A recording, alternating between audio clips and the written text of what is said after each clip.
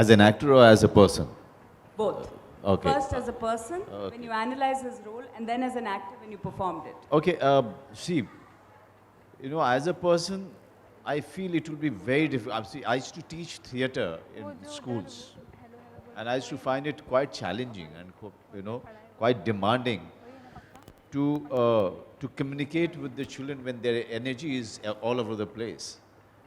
The last thing that they want to hear is the instruction from you.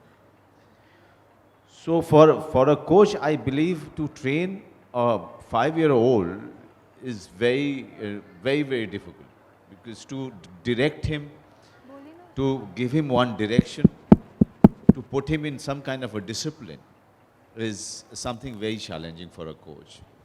For an actor, I always maintained a distance from Mayur, who is playing Budhiya. At the same time, I was always available to him and all the children who were there in the film.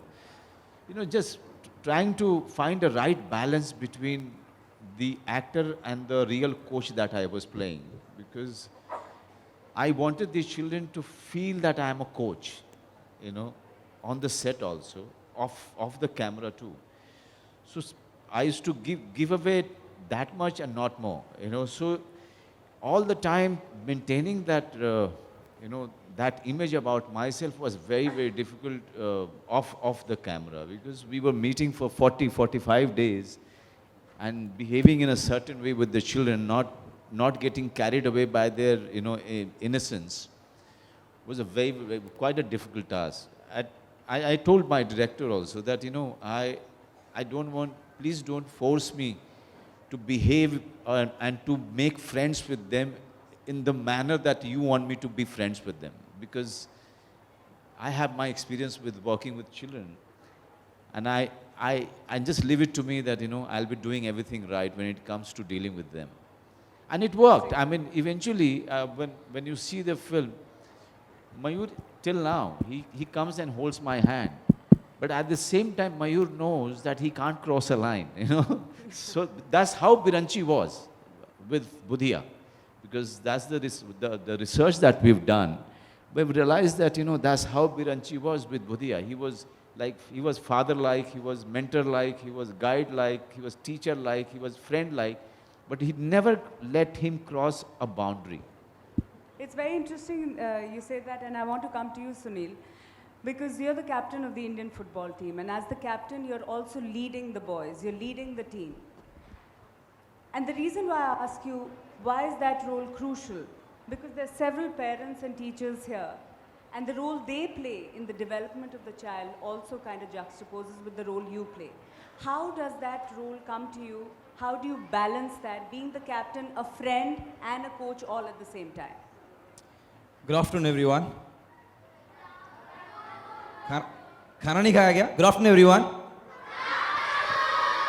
Yeah, that's nice. I mean, when I was growing up, and when I used to look up to my seniors, the best thing that I realized was, you see and you learn more than when you get lectured. So जब मैं छोटा था और कोई आके मुझे lecture देता था, मैं बहुत bore हो जाता था, because you have just little span, and all the kids over here will understand that.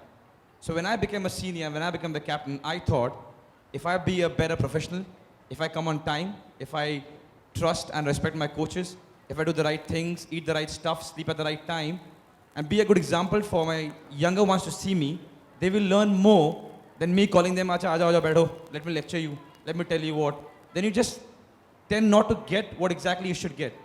So as what I learned when I was young is to see and learn is what I try to give when I'm a senior. It's much more easier, especially in sports. Because in sports, you tend to lose that consideration very soon. So I try to be a better professional. I try to be a better example, and then I hope that kids are going to follow, and the pattern goes on. When they become senior, they'll have the same thing, and the cycle goes on. And I think that's the right way. Interesting. Dr. Mukherjee, Sunil Chetri raises a very important point that kids beyond a point can't listen to too much advice. But at the same time, in your experience as a child psychologist, do you feel that parents somehow at times live their own dreams through their children? They're trying to vicariously live through their children. Have you felt that? And how does a parent's pressure in that sense affect the child? You are absolutely correct. As a matter of fact, most of the parents, they always want to live their dreams through their children. What they always wanted to do or what they could not do. Somewhere they had the potential, especially ladies also, what they could have done in their life, but they could not do because of marriage or certain reasons. Even men for that matter, to earn money, they could not do certain things. So they always try to live their life through their children. Then my child should become this.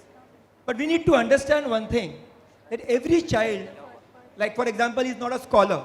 Every child may not be an athlete. Every child may not be a musician or a good dancer or a singer. The most important thing for children to be happy, these happy kids, everyone has to be happy, right? We all want to be happy, the most important objective. So to be happy, we need to allow them to find out their passion. Because in our life, the maximum time we spend, or 1/3 of our life, we are spending in something what we call vocation or work. To bring about survival, to earn money. Sometimes we don't enjoy it.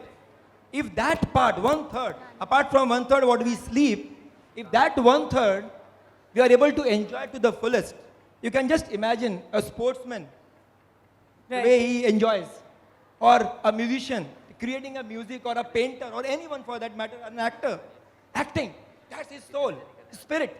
So when you are doing what you love to do, and that is nothing like it, that is spiritual growth, I would say. In a small child also you can create that spirituality. So we need to help to find them, to help them to find out what is their passion, what is that they love to do, and then guide them, mold them. There is something called a format, 3F, what we call it. Right. But we will not go into that right now. Right. Okay, thank you. I want to come to you, Ms. Korea. You have broken tradition by being the first woman principal. That in itself is for many others extremely inspirational. But like what Dr. Mukherjee said, do you face that? Are you trying to instill in the children who are here and the others in your school perhaps the dreams of what their parents want them to do? Or how difficult is it to really bring out what the child wants to do and allow them to nourish that, to further that dream? Thank you, Maruk. First of all, I am very happy to have all of you here. The name of your films, Born to Run, is very well aligned with the motto of my school, which is Born for Greater Things. Okay, so in that context, thank you. And I think my boys and my teachers are also happy. To answer your question, Maruk, as a principal, and I think my staff will agree with me, that we are always trying to maintain that delicate balance between the security and the mental well-being of the child and the expectation of the parent. Okay? In this generation, maybe it's always been there, but since we are teachers in this particular generation, parental expectations are great. I don't know where the parents have set that standard. I mean, they have a hidden standard in their mind. Possibly it has come from something that happened, as doctor said, in their childhood. It could be something they have read. It could be something that they have seen. And unconsciously, they compare their child to that standard in their mind. Okay? The standard could be the neighbor's kid also. And because of that, they expect so much from their child. And each child, we believe, is uniquely different. And within those differences itself, there are variations. Like, for instance, we pride ourselves on being a sports school. Right. Children, we have superstars who play very good football, for instance. And a boy who's very good at football, there may be a day he's just off. And I've had parents on the sideline screaming, "You idiot, get your head into the game." Okay, now that's very sad. Okay, we can't say anything. This is what the parent wants. And this is with sports, this is with studies, this is with music, with everything. So I think... And that's perhaps something that should change. Or Should. at least we hope that parents start listening to actually what the children Absolutely. want. And Absolutely. Manoj, I want to ask you this. You, like you mentioned, you researched the movie. There was a lot of research that went into what Budhiya did and what happened to him and how he became this child prodigy and the world's youngest child marathon runner. Do you think if he had been in a different country, he would perhaps have been encouraged more? Do you feel that in India, our young talent is not given that kind of support from the system, from the state, from the government?